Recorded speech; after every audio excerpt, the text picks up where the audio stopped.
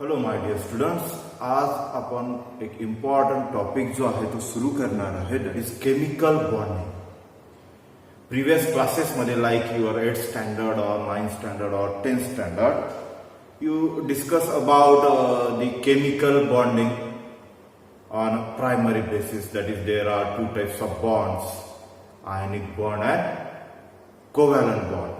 हे तुम्ही लास्ट काही क्लासेसमध्ये जे आहे ते स्टडी केलेला आहे. In case of 8th standard असेल किंवा 9th स्टँडर्ड असेल और इन 10th स्टँडर्ड. आजपासून आपल्याला केमिकल बॉन्डिंग जे आहे ते डिटेलमध्ये जे आहे ते डिस्कस करायचं आहे.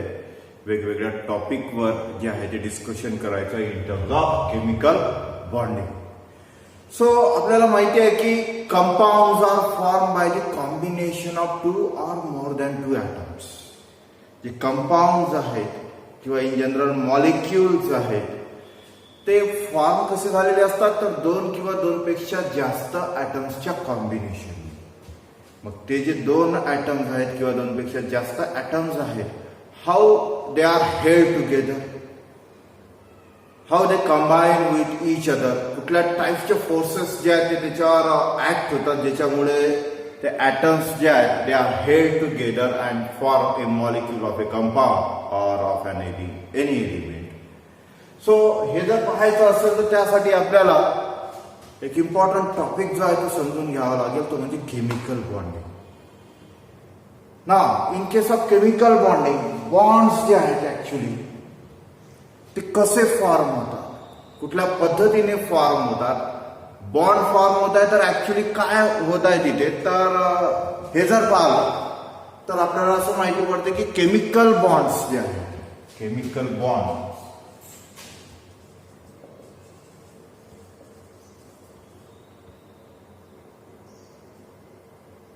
are actually formed by applying some conditions. काही कंडिशन्स तिथे अप्लाय झाल्यावरच ते केमिकल बॉन्ड्स जे आहेत ते फॉर्म होतात. There are some condition. First condition, either by donating electron और एक्सेप्टिंग इलेक्ट्रॉन.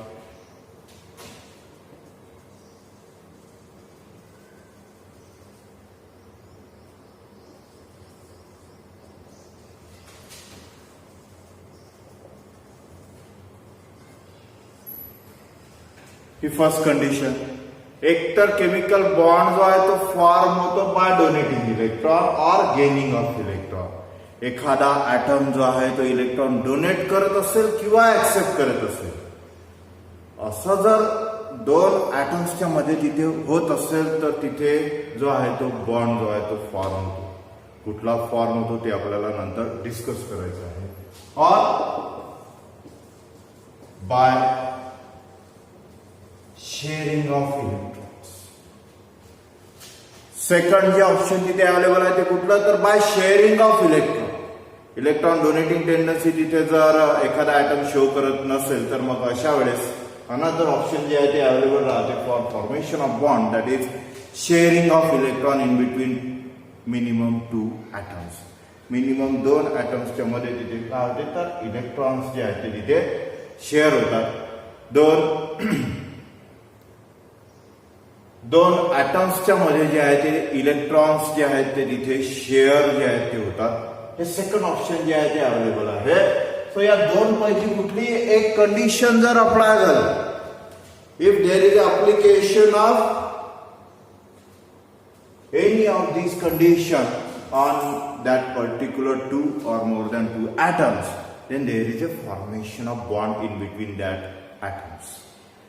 जर या 2 पैकी कुठली एक कंडिशन जर त्या ॲटम्सवर अप्लाय जर होत असेल तर तिथे त्या 2 ॲटम्सच्या मध्ये किंवा 2 पेक्षा जास्त ॲटम्सच्या मध्ये जो आहे ते तिथे काय फॉर्म होतो तर केमिकल बॉन्ड. आता केमिकल बॉन्ड जो आहे तो कसा फॉर्म होतो, कुठले रूल्स तिथे जे आहेत ते फॉलो होतात, कुठल्या कंडिशन मध्ये केमिकल बॉन्ड्स फॉलो होतात, हे जर आपल्याला स्टडी करायचं असेल तर त्यासाठी एक थेरी जी आहे ती आपल्याला सुरुवातीला स्टडी करावी लागते.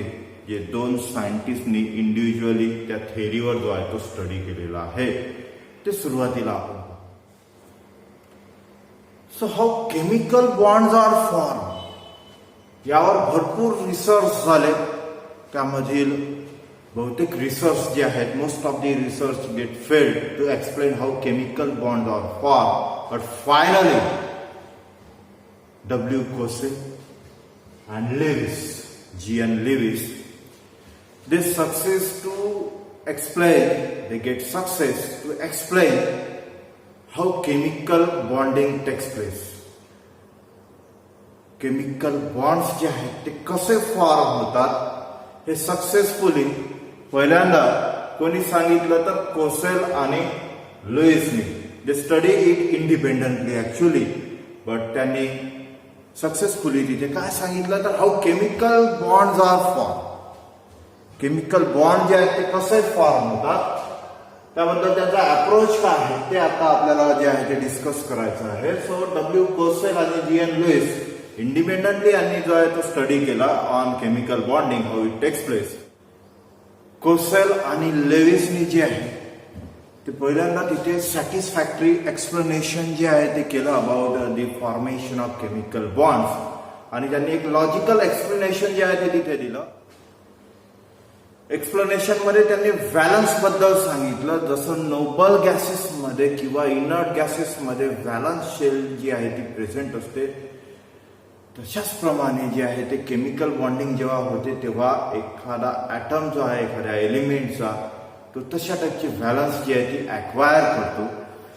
हे सांगण्याचा त्यांनी तिथे तो प्रयत्न जो आहे तो केला सक्सेसफुली, आणि त्याच बेसिसवर त्यांनी त्यांची एक थेअरी जी आहे ती तिथे प्रपोज केली. That theory is electronic theory of valence. In 1916 ही थेअरी जी आहे ती लुईस आणि कोसेलने कंबाईनली स्टडी करून जी आहे ती तिथे प्रपोज केली. आणि ही जी थेअरी आहे इलेक्ट्रॉनिक थेअरी ऑफ व्हॅलन्स कशावर बेस आहे तर ऍक्च्युली अकॉर्डिंग टू लुईसने तिथे काय सांगितलं तर the atom can be pictured in terms of a positively charge kernel. Atom जो आहे त्याला जर आपल्याला डिफाईन करायचं असेल तर आपण तिथे काय म्हणणार की positively charged kernel. Kernel means what? Simple explanation तिथे दिलं. कर्नेल मीन्स द न्यूक्लियस ज्याच्यात प्रोटॉन्स आणि न्यूट्रॉन प्रेझेंट आहेत, आणि जे इनर शेल्स आहेत अदर दॅन व्हॅलन्स शेल, त्या इनर शेल मध्ये जे इलेक्ट्रॉन प्रेझेंट आहेत ज्यांना आपण इनर इलेक्ट्रॉन म्हणणार. That means the nucleus and inner electrons याला आपण कंबाईनली म्हणणार इथे kernel. So the atoms can be pictured in terms of a positively charged kernel and the outer shell that can be accommodate a maximum of 8 electrons. एखाद्या item बद्दल जर तिथे explain करायचं असेल तर तो ॲटम्स काय आहे तर it is a positively charged kernel and outer shell that can accommodate maximum 8 electron. Outer shell जी आहे ती कशी असायला पाहिजे तर त्याच्यामध्ये मॅक्झिमम 8 इलेक्ट्रॉन्स पाहिजे. हे फर्स्ट टाइम तिथे लुईसने जे आहे ते तिथे त्याच्या थेअरीमध्ये जे आहे ते प्रपोज केलं. ठीक आहे. So on that basis this octet of electron represent A stable electronic arrangement. जर एखाद्या ॲटम्सच्या आउटर मोस्ट शेल मध्ये 8 इलेक्ट्रॉन्स जर तिथे प्रेझेंट असतील तर त्या कंडिशनला ते ऑक्टेट जे आहे octet of 8 electron it represent A stable electronic arrangement. ती जी इलेक्ट्रॉनची अरेंजमेंट आहे ती कशी राहणार? Stable electronic arrangement. सो या कंडिशनला कुठलाही एलिमेंट जो आहे तो स्टेबल होतो हे त्या थेअरीमध्ये जे आहे ते सांगण्यात आलं by Lewis. According to Lewis त्यांनी जे सांगितलं की ॲटम जो आहे तो पॉझिटिव्हली चार्ज करलेला आहे अँड आउटर शेल जे आहे that can accommodate maximum of 8 electron. आणि अशी अरेंजमेंट जर असेल तर ती अरेंजमेंट जी आहे ती कशी आहे तर it is a most stable electronic arrangement. यालाच एक्सप्लेन करण्यासाठी तिथे काही एक्झाम्पल्स जे आहेत ते लुईसने तिथे घेतले. For example in terms of sodium, in terms of chlorine आपण जर पाहिलं तर sodium it's atomic number is 11. Chlorine, its atomic number is 70. In that case, if sodium atom or sodium element wants to get stability, or in case of chlorine same case, आपण जर तिथे जर पाहिले की क्लोरीनला सुद्धा जर स्टेबल व्हायचं असेल तर त्यांच्या बॅलन्स शेल मध्ये अकॉर्डिंग टू लिव्हिस किती इलेक्ट्रॉन्स जे आहेत ते असायला पाहिजे, तर 8 इलेक्ट्रॉन्स जे आहेत ते असायला पाहिजे. So in case of sodium and in case of chlorine, this stability can be achieved by the transfer of one electron from sodium to chlorine. How it takes place? ते जर आपण जर इथे जर पाहिलं तर sodium Na atomic number is 11. Its first shell contain 2 electrons, second shell contain 8 electron and third shell contain 1 electron. Shell wise electronic configuration आपण इथे लिहिलं. फर्स्ट शेल मध्ये 2 electron K shell, second shell जी आहे ती एल दॅट इज 8 इलेक्ट्रॉन आणि third जी shell आहे that is M. So K L M, M shell मध्ये रिमेनिंग 1 इलेक्ट्रॉन जो आहे तो आपण इथे लिहिला. In case of chlorine atomic number is 17. Its electronic configuration is 287. So according to Lewis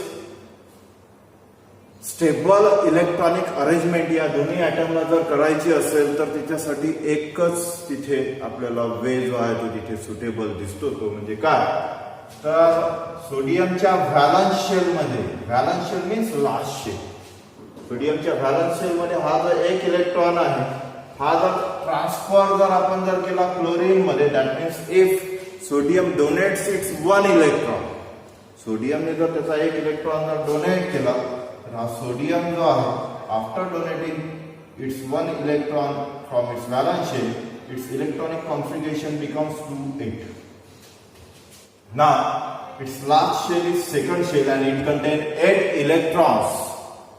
8 electron त्याच्यामध्ये प्रेझेंट आहे. That means sodium got stable electronic arrangement by donating 1 electron from its third shell to chlorine. So by donating 1 electron, sodium atom acquires monopositive charge. That means Na positive जो आहे तो ion तिथे form झाला आणि शेवटच्या shell मध्ये किती electron राहिले तर 8 electron. So stable electronic arrangement जे आहे ते इथे इन केस ऑफ सोडियम आपल्याला दिसते. ना in case of chlorine, chlorine gains 1 electron. After gaining 1 electron which is donated by sodium, the electronic configuration of chlorine becomes 2, 8, 7 plus 1 electron, that is 8, 2, 8, 8. If we observe the electronic configuration of chlorine, after gaining 1 electron, we see that in valence shell, in outermost shell, there is a presence of 8 electrons.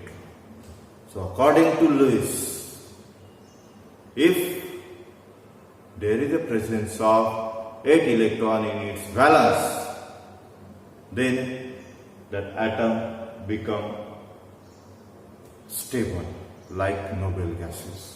So by gaining 1 electron, Cl acquires a more stable electronic configuration, that is 288. So 1 electron chlorine ने जो आहे तो gain केला.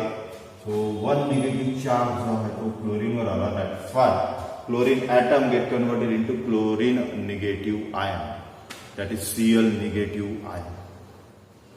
Thus by donating 1 electron by sodium and gaining 1 electron by chlorine, this Na positive it reacts with Cl negative. That means these two ions, that means these two ions Na positive and Cl negative held together and form a molecule of a compound, that is sodium chloride. In this way there is a compound form or a molecule of compound formation takes place, and here the compound is formed by donating electron or gaining electron. In case of other molecules like Cl2, H2, HCl, the atom present in these molecules are held together by